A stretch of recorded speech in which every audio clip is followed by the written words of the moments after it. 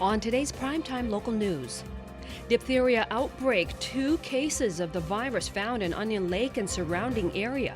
Diphtheria is a very serious infection that can lead to even more deadlier complications. And a local polio survivor talks about her experience at the Rotary Club. Brought this pamphlet home and I was so excited because I knew the value of having vaccines. Plus, women's volleyball dominated the weekend while the men's team dropped by 2. We've got the highlights.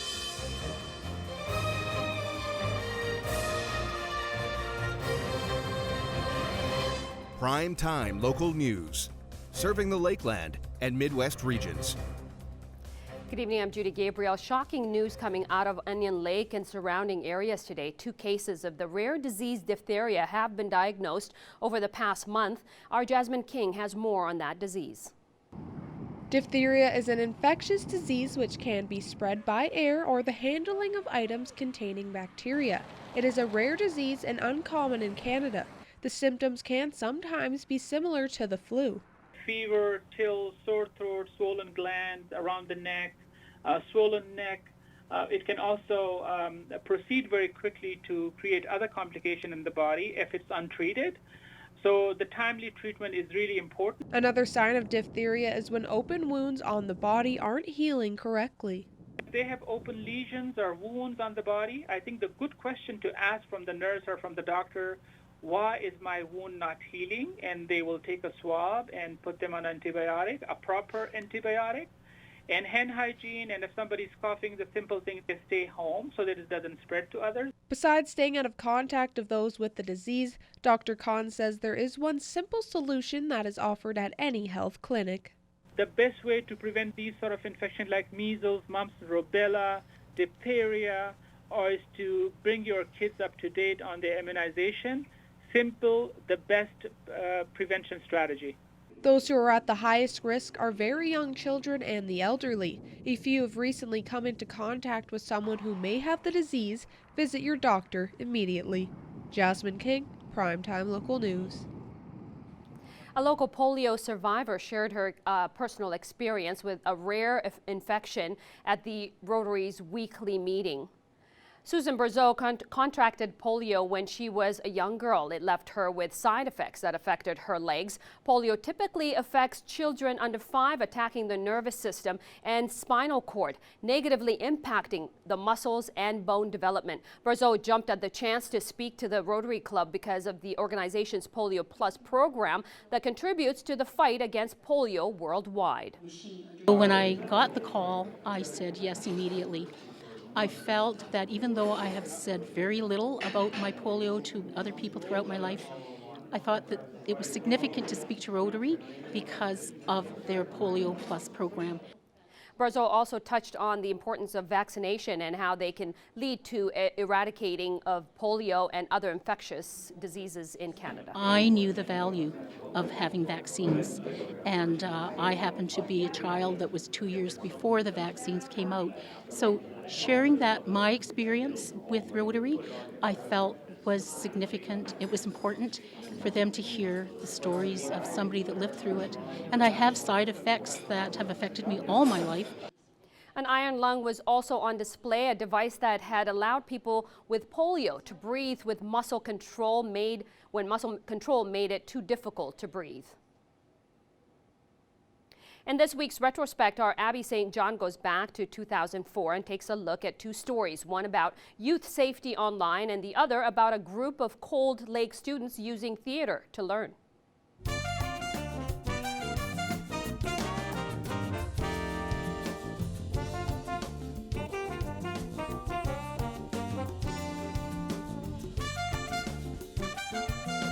In 2004, parents and teachers were encouraged to learn more about what their children were doing online. Officials say monitoring activity is the most important step in keeping children safe while on the internet. And an upcoming course called Cyber Safety teaches parents to do just that. I think it's very important for parents to be aware to safeguard their children on where they're chatting with, know who they're chatting with, what times they're going on, and it's okay to check what their children are doing on the computer. I think supervision is key. now we have computers in the schools, we have personal computers at home, and a lot of parents haven't grown up with that, so they don't know exactly what the internet holds for their children. Cyber safety is being offered by the Lloydminster Learning Council in conjunction with Father Gorman School. The program is designed to teach everyone how to supervise online activities. Also in 2004, Cold Lake students used theater to learn important life lessons. And let's go back to our lines. Very good. From kindergarten to grade 9, students at Four Wing Cold Lake have welcomed members of Trickster into their classrooms. The theater group uses action learning to develop a theme chosen by the school. At R.A. Reynolds, the kids are learning about respect and responsibility. We just thought it was something that, people need to be respectful, they need to be responsible. So we chose that one as something to kind of incorporate. Ha! Brittany! Ha! Good! Ha! Yeah! Ha! We're doing some dances and stuff like that about recycling. And there's kind of like a little story that goes with all the dances. Because most kids don't have responsibilities about the environment and how they need to help it. For this week's Retrospect, I'm Abby St. John. Retrospect this week is brought to you by Webb's Ford. Worth your while to drive the extra mile. Webb's Ford in Vermilion. It's looking a lot better out there. Here's our Abby St. John with a look at the weather.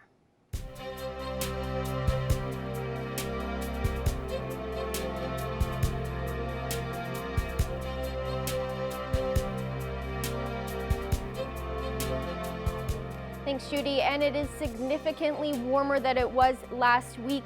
No extreme cold warning anymore. That has been lifted. It is only -10 right now. Last week we were looking at -20 plus, even -30. Luckily, we're back down to where we're normally supposed to be for this time of year. -10 with the wind coming out from the east-southwest east at 9 kilometers per hour, making it feel closer to just -15 with that wind chill.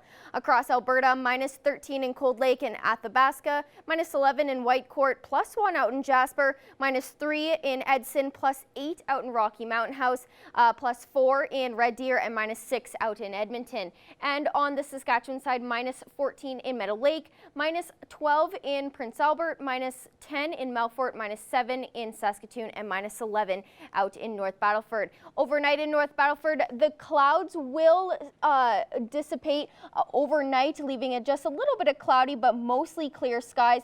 The temperature will only be -9, and that wind will drop to 9 kilometers per hour coming in from the southwest, and then remain that way coming in from the west tomorrow, with a daytime high of -5, and then a mix of sun and cloud throughout the day.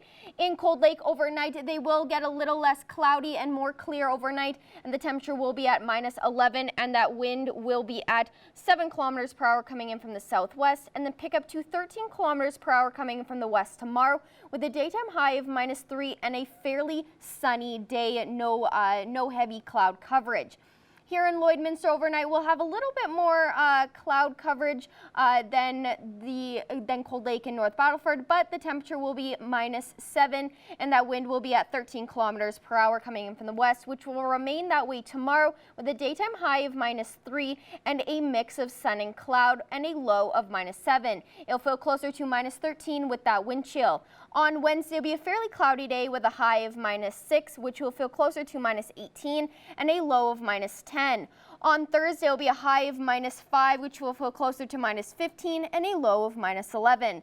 That's a look at your 3-day forecast. We'll have more news coming up after the break.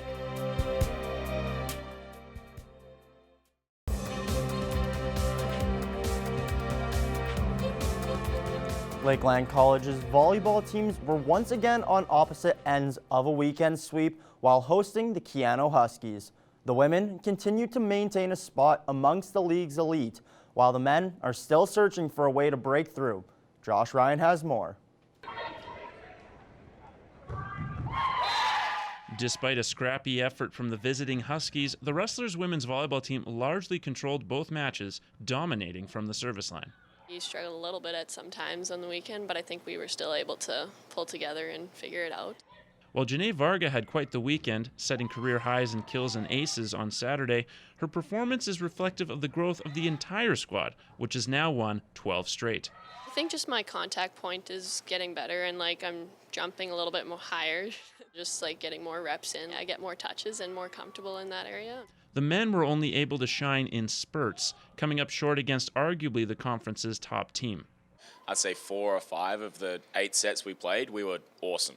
Played really, really good volleyball, good enough to beat them, and maybe on a different day, if we could put a whole match together, we would have beaten them. But those sets where we fell apart a little bit, we were really focusing on those. Despite being on pace for the program's best season since 2008, the group isn't satisfied with losing. I think the guys don't want to just be happy with a good effort with the wrong result. We really want to push for that win. We can't just compete with those guys. We've got to be able to beat them somehow, and so how can we do that? The women are preparing for the Nate Ooks this weekend in the same fashion they did for Keano. Just trying to better stuff from the past weekend and, focus on ourselves. While the men are hoping some small tweaks give them an edge against a squad they've had great results against in the past. Always had good games against Nate, and very opposite team to us. Super physical again, and not as strong on the ball control side of things. So if we can do what we didn't do that well on the weekend and pass really well and defend really well, we think that we can absolutely take Nate for sure. Josh Ryan, Primetime Local Sports. Hockey fans and players came together on Friday night to celebrate Hockey Day in Saskatchewan. Montana Getty has more. The purpose of the Hockey Day in Saskatchewan banquet was to bring people together, dance a little, and to raise money for something special for Hillmond Arena. We're putting this towards replacing the boards in the arena. Our existing boards are 32 years old. They're getting old and weak. So we need to go in and replace those boards, and the cost is a lot. The night included live music from the Dirt Rich Band, an auction of goodies, jerseys, and trips, prime rib supper, and a cabaret at the end of the night. Well, it's an annual event that Saskatchewan Hockey puts on. This is the 13th year we've had it. We move it around the province, and it's a celebration of minor hockey, and also it's an opportunity for communities to raise money for a capital project in their rink. So it's a big event for us, and we move it around, and it really brings communities together. Retired NHLers played in an alumni hockey game on Thursday night and joined in on the rest of the weekend events. They even brought jerseys to add to the auction and mentioned what this weekend means for them and for the hockey world. It was really an awesome experience, and they moved the dinner here into Lloydminster, and I get a chance to see so many people that I've seen over the years with my time in Edmonton and playing there. And some of the guys were little boys coming into the locker room when I played there, and then over the course of time you run into guys at different events, different charity events, different things. So I come back because I feel like I'm at home. I'm with a lot of friends. One NHL player even returned home for this weekend of hockey fun. It's a big event for the community and does a lot of good and raises a lot of money that the rink needs and will be put to good use. So, growing up in that town and playing in the old arena as a kid and kind of helping with the building of the new rink too, I got a lot of ties to the community and always fun to come back. And, I don't live here anymore, but still consider it home. The amount of money raised for Hillmond Arena's new boards is still being calculated. Montana Getty, Primetime Local Sports. And now to our Abby St. John, who's got the weather.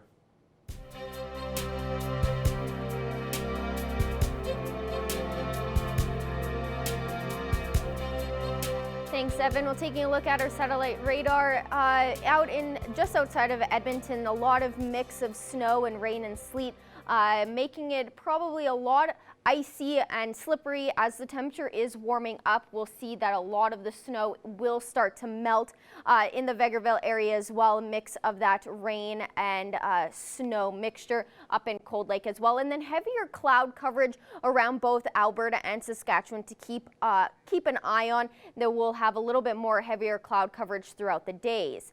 Now, just as the computer is just frozen just a little bit as we move on to There we go, -10 currently here in Lloydminster, -1 in Macklin, -11 in North Battleford, St. Walburg, Pearson, and Isla Crosse, -12 in Green Lake and Maidstone, -15 out in Meadow Lake. And on the Alberta side, -6 in Marwayne and out in Edmonton, -13 in Cold Lake, -12 in Bonnyville and Lac La Biche, -11 in St. Paul, -3 in Vegreville and Wainwright, -7 in Vermilion, and -1 out in Provost. And tomorrow, -3 here in Lloydminster, as well as in Cold Lake, Bonnyville, Provost, and Lac La Biche, -6 in St. Paul, -4 in Marwayne, Vermilion, and Edmonton, -5 in Wainwright and in Vegreville. And on the Saskatchewan side, -3 up in Isla Crosse, -2 in Green Lake, Pearson, Meadow Lake, and Macklin, -5 in St. Walburg and North Battleford, and -4 out in Maidstone. And overnight across the region, fairly clear skies in Meadow Lake, Pearson, Unity, Wainwright, Murnum, and then a little bit heavier cloud coverage in Isla Crosse, Paradise Hill, Bonnyville, and Provost. And overnight, -15 in Meadow Lake, -12 in Isla Crosse, -11 in Pearson, Bonnyville, and Unity, -9 in Paradise Hill, -5 in Provost, -8 in Murnum, and -6 out in Wainwright. Your school day forecast for tomorrow for here in Lloydminster, -4 at 8 a.m., which will remain that way for the majority of the day, and a little heavier cloud coverage. And then by the time recess rolls around, the sun will start to peek out through those clouds. And then by the time lunch rolls around, it'll still be around the same cloud coverage and a little bit of sun. And then by the time school is out, it'll be -5 with a hopefully nice and sunny, clear skies. And then we'll get a little bit more cloud coverage as the day goes on. High of -3 and a low of -7 for tomorrow. And then on Wednesday, a high of -6 and a low of -10 with mostly cloudy skies. Mostly cloudy day on Thursday with a high of -5 and a low of -11. The same on Friday, but a little bit more sun, high of -5 and a low of -11. On Saturday, to start your weekend off, we could see a little bit of ice on the roads and sidewalks with a high of -2 and a low of -9. On Sunday, it'll be a high of -4 and a low of -9 with mostly cloudy skies. And then back on Monday, it'll be also a -4 as the high and a low of -9 with that fairly cloudy day.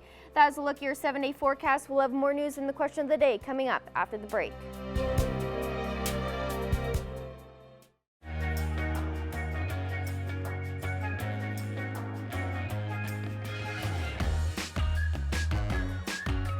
And the question of the day that's making everyone question whether we should have this particular question is: Brad Pitt and Jennifer Aniston sparked comments on the internet after their appearances on SAG Awards. Do you think there's a chance of them getting back together? Now, I know a lot of people don't want to talk about this, but it's topical. It's something we talk about. It's entertainment. I think not. You know, after he left her on Mr. and Mrs. Smith with Angelina Jolie, I think coming back, maybe they're friends now, but I can't see them ever rekindling that because of her. She would never go back to him, I don't think. Yeah, I don't know. I'm not either one of those people. Yeah. I don't know what's going on in their lives or in their minds. No one does except them. I think they're just good friends. Yeah. So I think that's just the way it's going to be. And I think a lot of people are tired of listening about these guys anyway, but they are celebrities and it is a topic, and you know, a lot of people question about what's going on with them. I mean, everybody's talking about it on the internet, so that's pretty interesting. Yeah, definitely trending just because of the way that they looked at each other during each other's speeches kind of sparked it. But I mean, they were together a long time ago, so who knows, you know, time does heal all wounds. That's true. Who really knows, really? Yes, and a topic we love to talk about are pets, of course. Thanks for sending pets for your pet picks for a chance to win a gift card from the Pet Pad.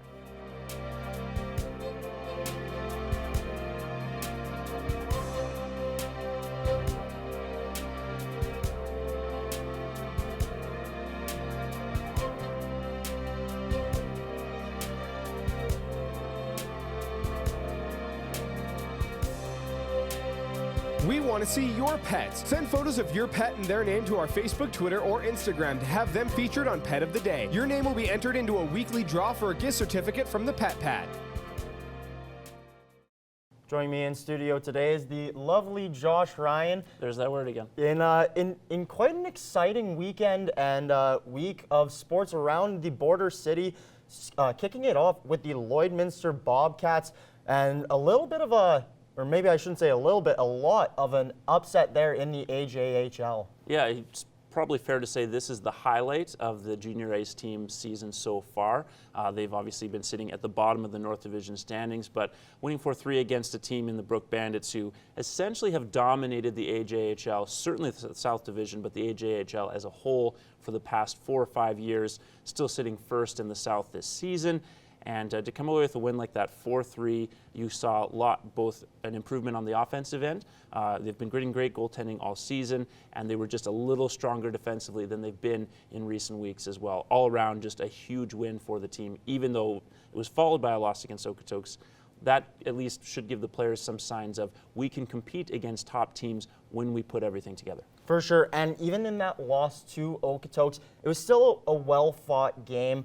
It was a 5-3 loss, but a good 5-3 loss, if that makes sense. There's lots of points that they can build on, and especially Okotoks not too far behind. They're in 3rd place overall in the AJHL, 2nd in the South. So it's not like, it's some schlub team that, it should be a win.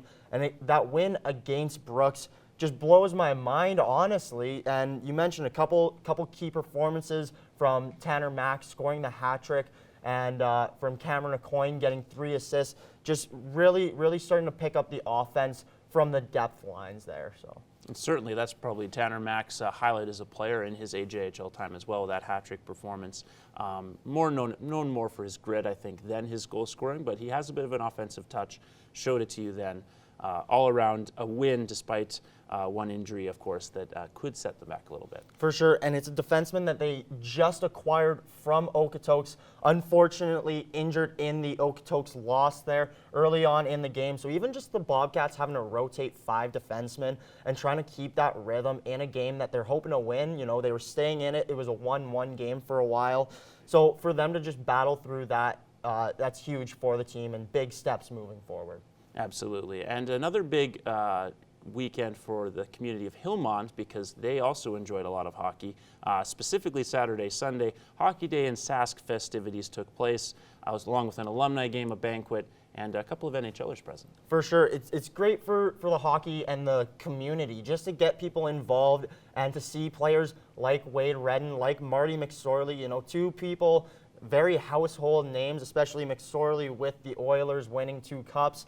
And Wade Redden being from Hillmont and the rink being named after him. It's just huge for the community and getting people involved within hockey there. Absolutely. They actually really need the money that will be raised from this weekend. They need to replace boards that have essentially been in Hillmont for a couple of decades now. So that's a massive upgrade to that arena, which was filled basically throughout the weekend. So good signs all around for the community moving forward for hockey, both on and off the ice. Yeah, good signs for Hillmont. Unfortunately, there weren't some great signs for the Lakeland Rustlers, as teams had their ups and their downs throughout this weekend. Yeah, a bad basketball weekend specifically. Women's basketball, a big matchup to start off the semester against the Keano Huskies. The team tied with them at a 10-2 record. They unfortunately are swept. 2 heartbreaking losses there, and the men specifically a heartbreaking loss on the Saturday.